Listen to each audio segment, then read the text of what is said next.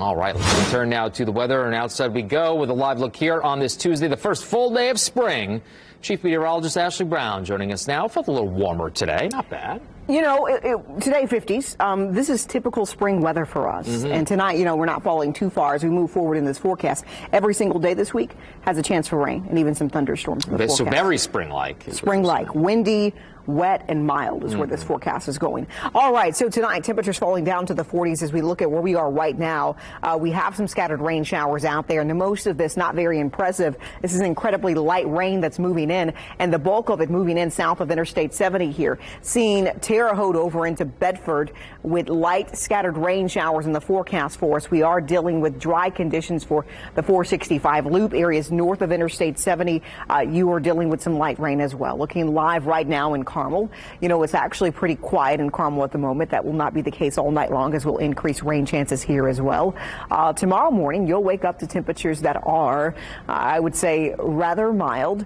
But it's a slow process to get there. When you have cloud cover like what we have today, you hold fairly steady in the 50s for us for much of the evening hours. That's okay, right?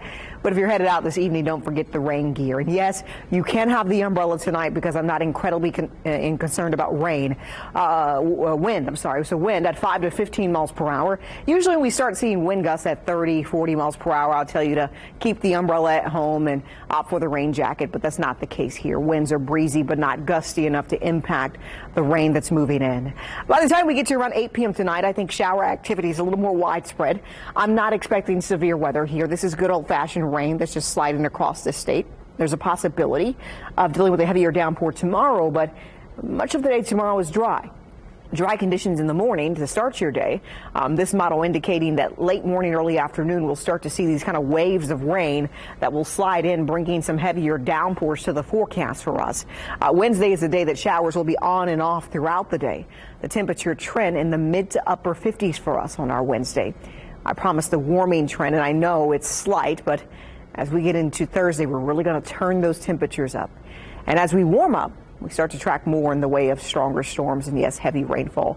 As we look at excessive rainfall here, I think the area in yellow is where we start being concerned on Thursday about ponding and flooding and concerns about your evening commute as you drive out and about on Thursday evening. So we're going to monitor that concern as we get closer to Thursday's system, but I am expecting some pretty good rain to fall as we'll have heavier downpours with those thunderstorms there. There is a chance for an isolated strong storm, mainly north of Lafayette. Temperatures will fall. You know, Thursday, 64. That's a mild spring day. Numbers fall off on Friday as we'll still deal with the rain in the forecast for us, but falling slightly. The weekend is actually not bad as we dry out and see temperatures in the 50s with a few showers early on Saturday, a lingering shower or two. All right, the 8-day forecast. Temperatures over the next 8 days, you will see lots of rain in the forecast over the next 5, right? And then next week, we start the week in the 50s, but there's a cooling trend that takes us back to the 40s. So cold air still in the extended forecast is just not as widespread. Rain gear needed over the next several days as we track rain, thunderstorms, and gusty winds.